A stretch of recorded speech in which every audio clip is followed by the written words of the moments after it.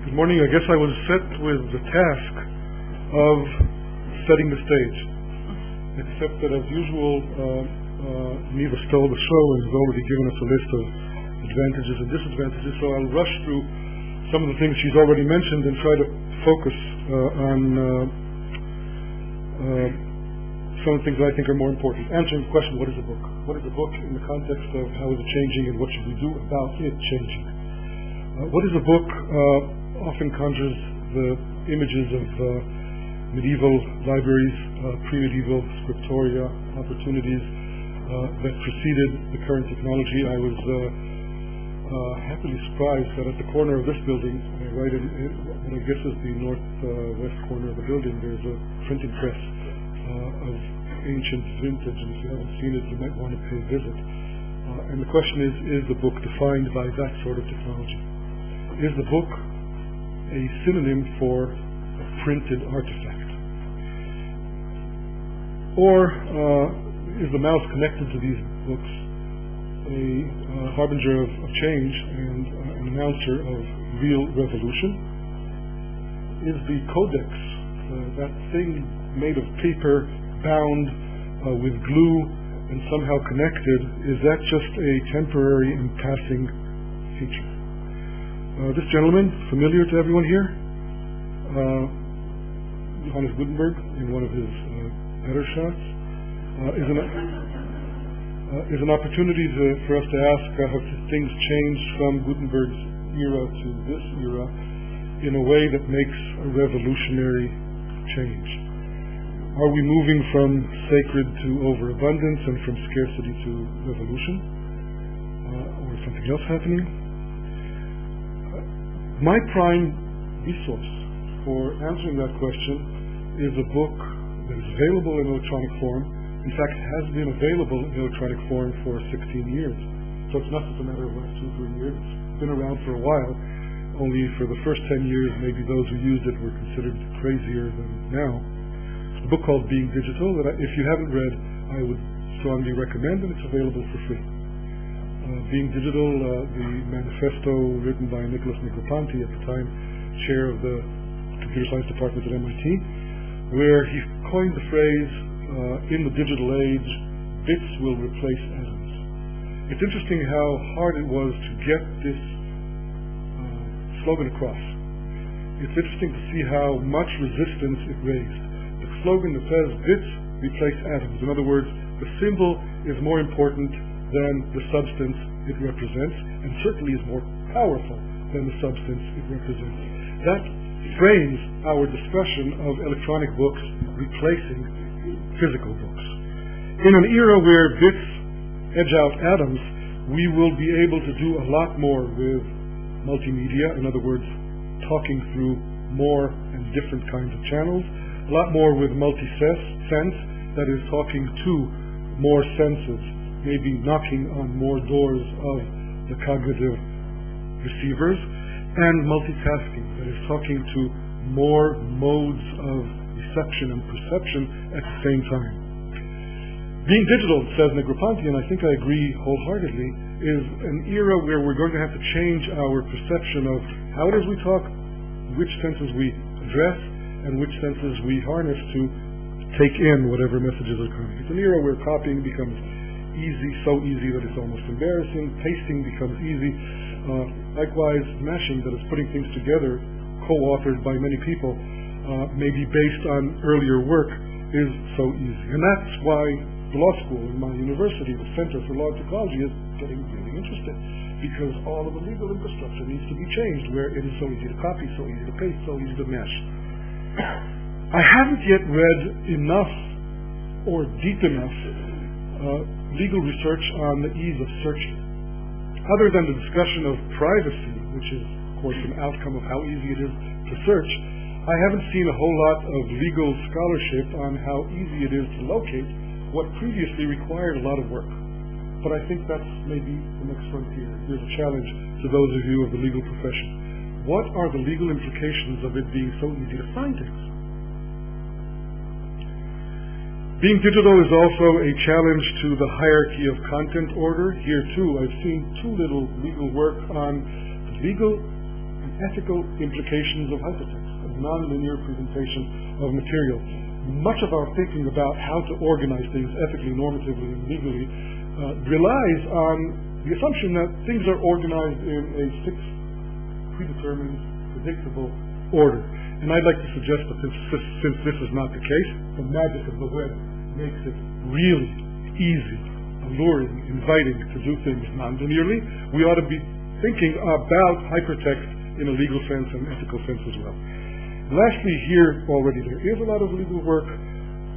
The electronic book challenges notions, precepts, and common behaviors related to control and power from the perspective of ownership, from the perspective of control, that is censorship and the like, and from other perspectives as well. The books are not just print.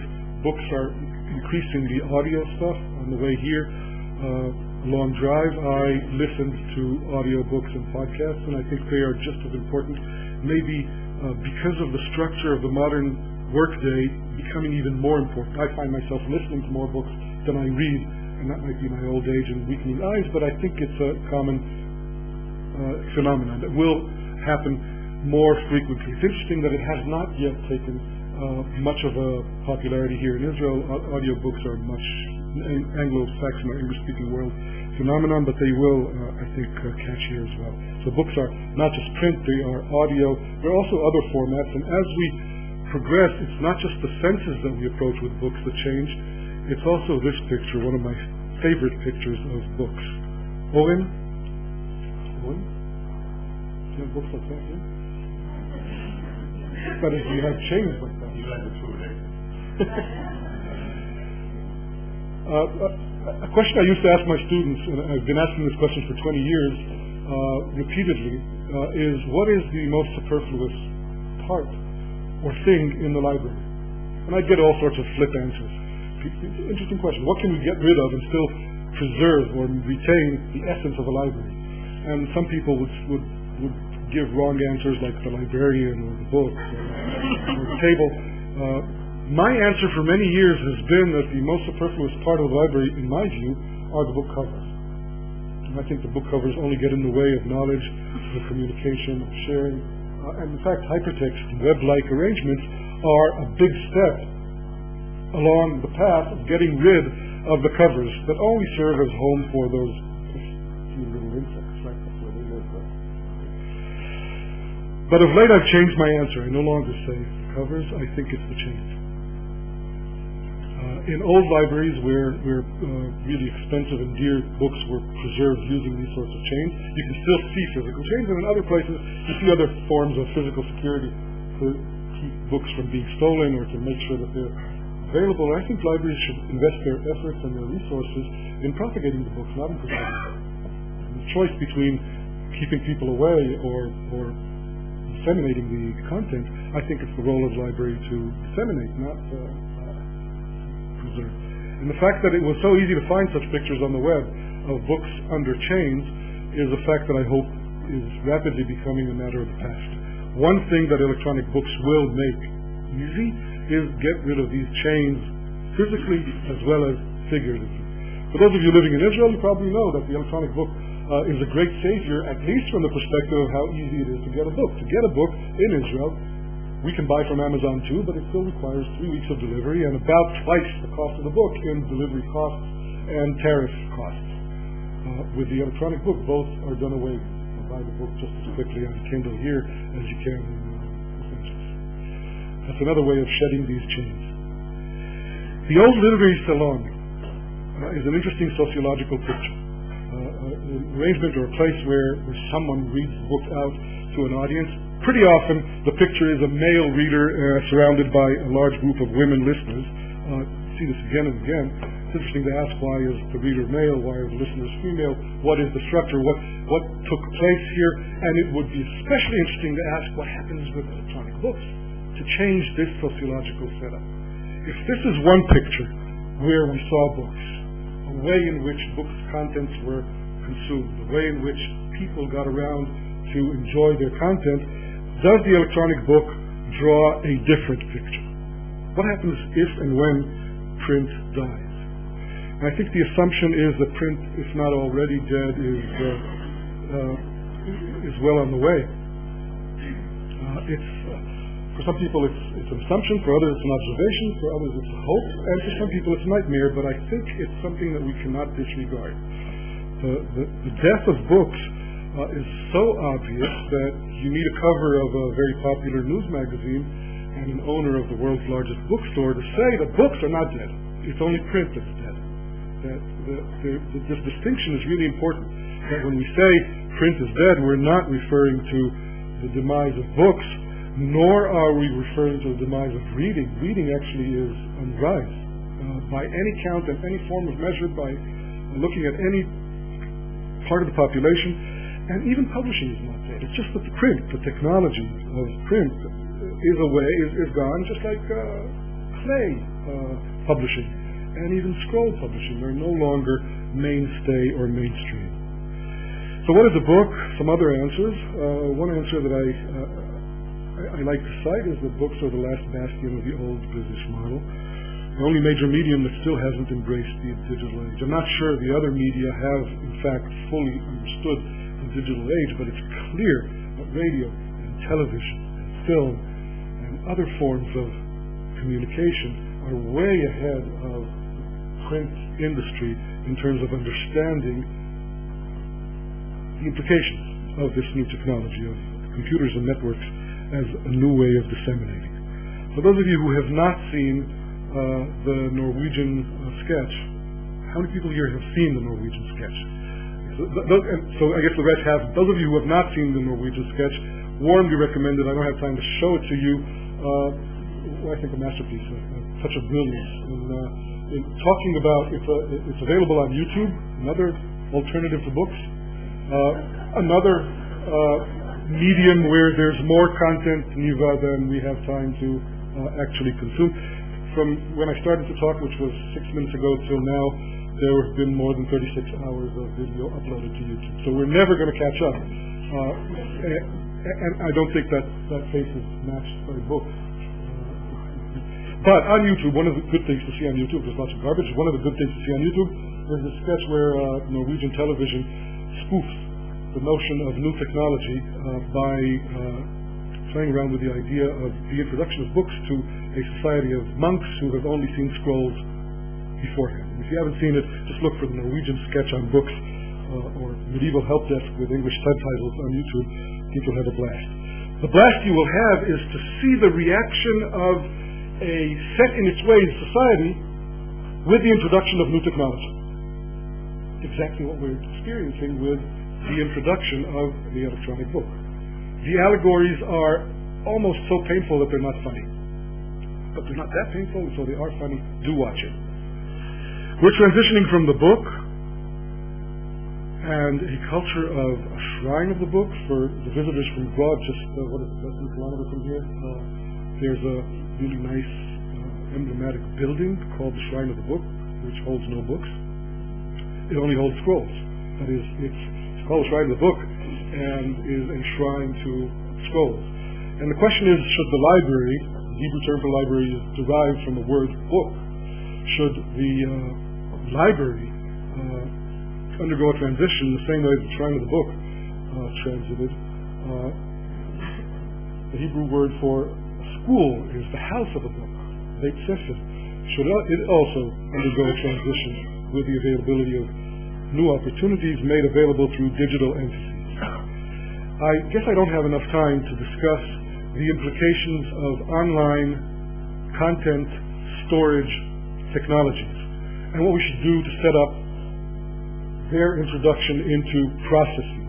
I don't have time to talk about information and prediction markets or question and answer sites that are becoming all the rage and probably the most important repository of contemporary knowledge. I don't have time to discuss the importance of games as a new expressive genre made possible through the digitization of content, and I don't have time to discuss my favorite concept of the scientific journal transitioning to non-print delivery mechanisms.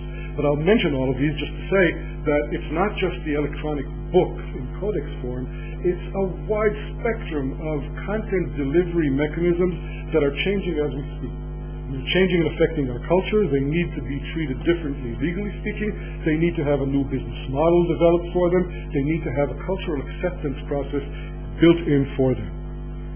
And as we speak, the bookstores that Neva said we visit are disappearing.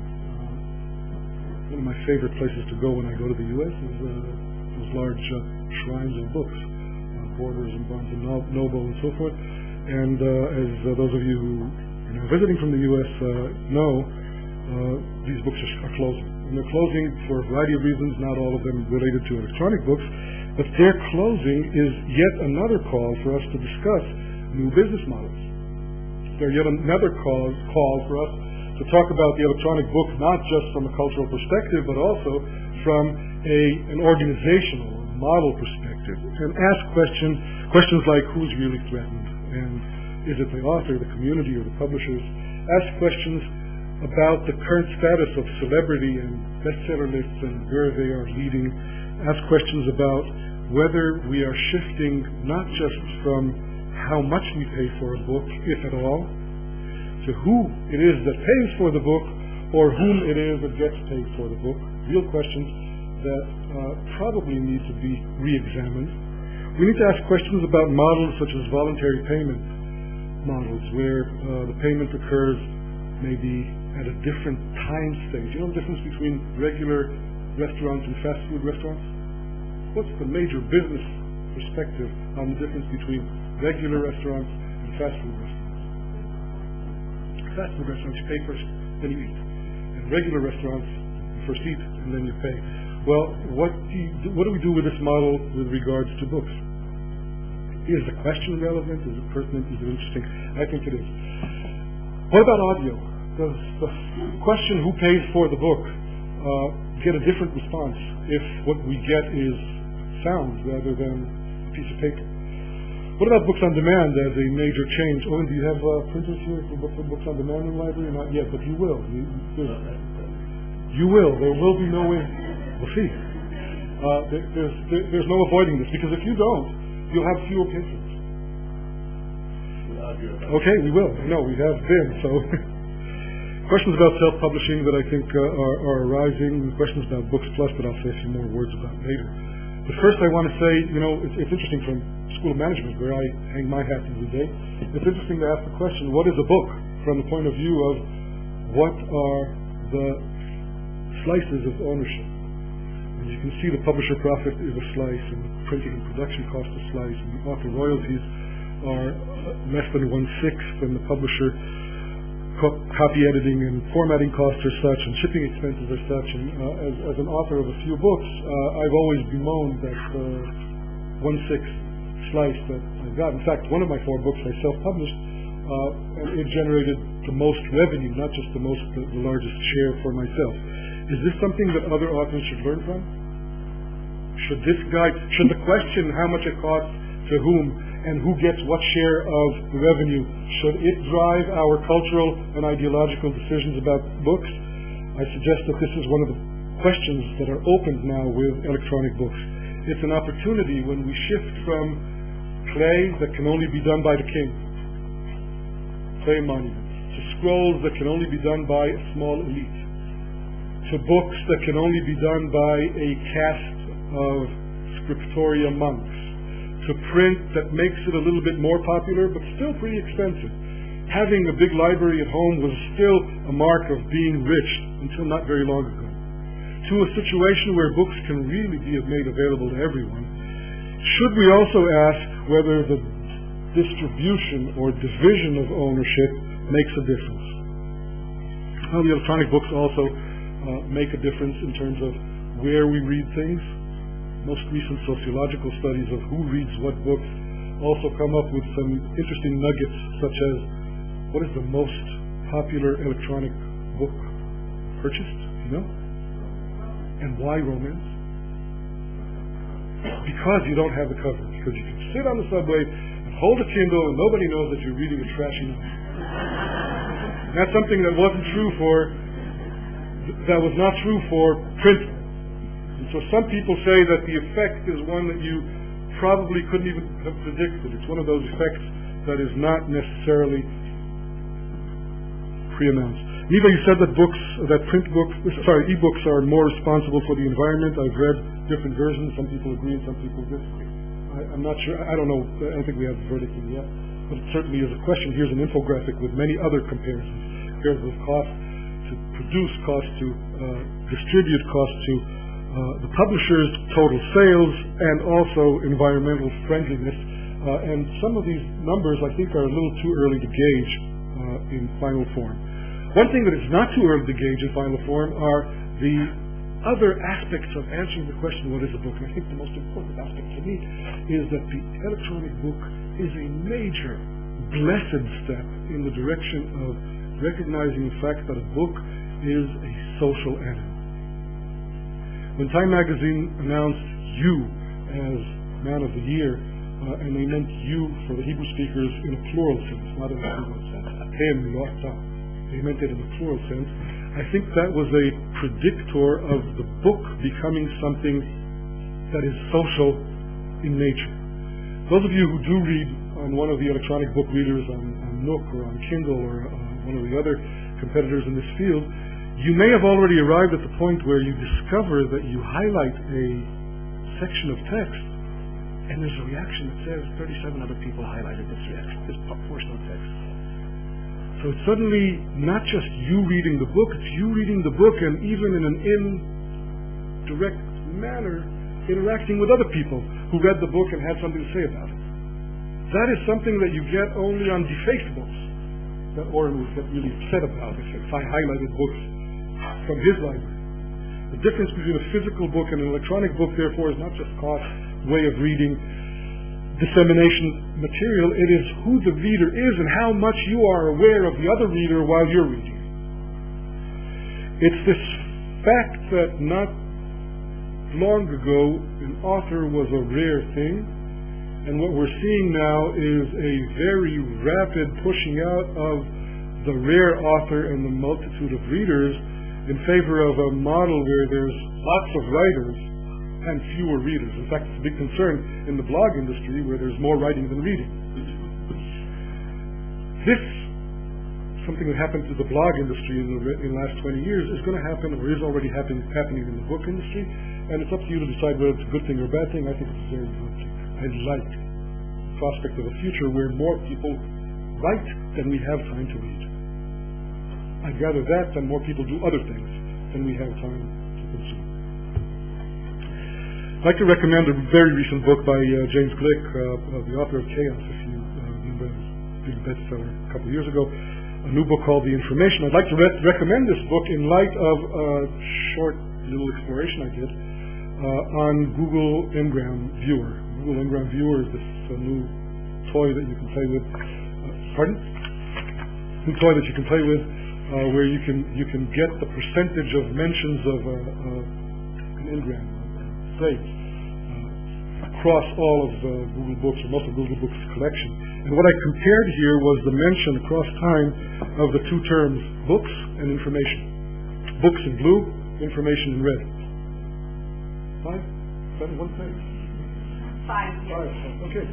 Books and information. What we see over the last 50 years, roughly, is that books are still very popular, percentage-wise, but information is taken off. In other words, books are still important, but information is exploding in importance. And if we do the same analysis for books in blue, information in red, and we add knowledge in green, we see that knowledge too is beginning to take off. If we add to this analysis wisdom, so now we have books in blue and information in red, knowledge in green and wisdom in yellow, it's still information that trumps it all. And it's a gap between information and all the other notions. Let's add one more, truth. So now we have books, information, knowledge, wisdom, and truth. Truth, actually, sad to report, is the one that's declining. For all the fiction aficionados, that's okay. For everyone else, that's maybe a cause for concern. But it still is information that trumps them all in terms of percentage of attention. And it's the gap between information and all the rest that is being closed by alternative means of storing, disseminating, making available, analyzing, prioritizing information. Books are still settled. For the Hebrew speakers here, I would just make a tribute to one of our very controversial authors, Dan Ben Amotz, who preceded every one of his best-selling books with a single page that said, I would very much like libraries to not buy my book, and I tell you, place my... pardon?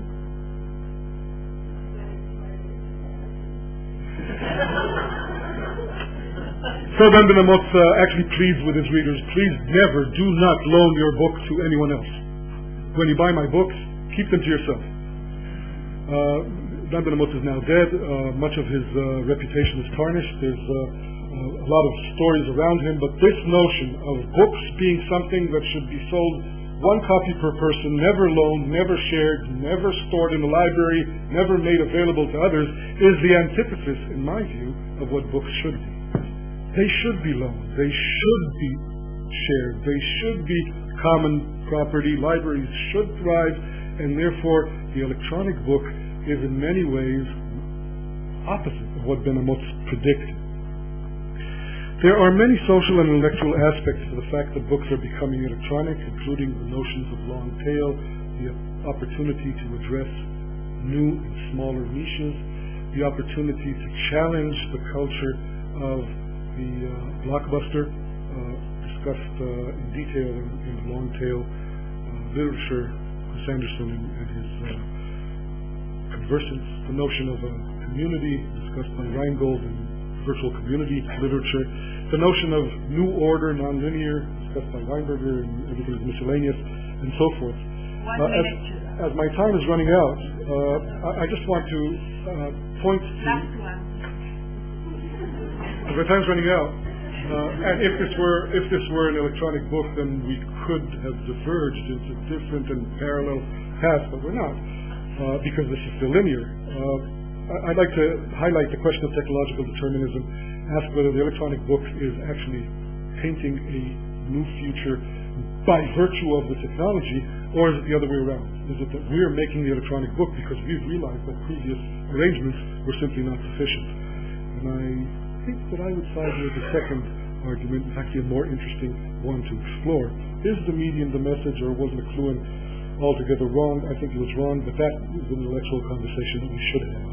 Lastly, let me just say that the books generally are evolving from a book alone in a Dan Ben Amotz perspective to location aware books, that's books that know where they are, to community read books, that is the literary salon redux, to a book that is made available to the community as a matter of principle, not as a matter of opportunity, the read, write, and annotation-friendly book that I mentioned shortly, books that contain and express recommendations and rankings and highlights, living books that don't die when they are published, they actually are only born when they are published, and they can keep being updated, added to, reacted, maybe improved, and possibly even shortened as they go along. And as you probably know, most of the better books nowadays are accompanied by a website that is often better than the book itself.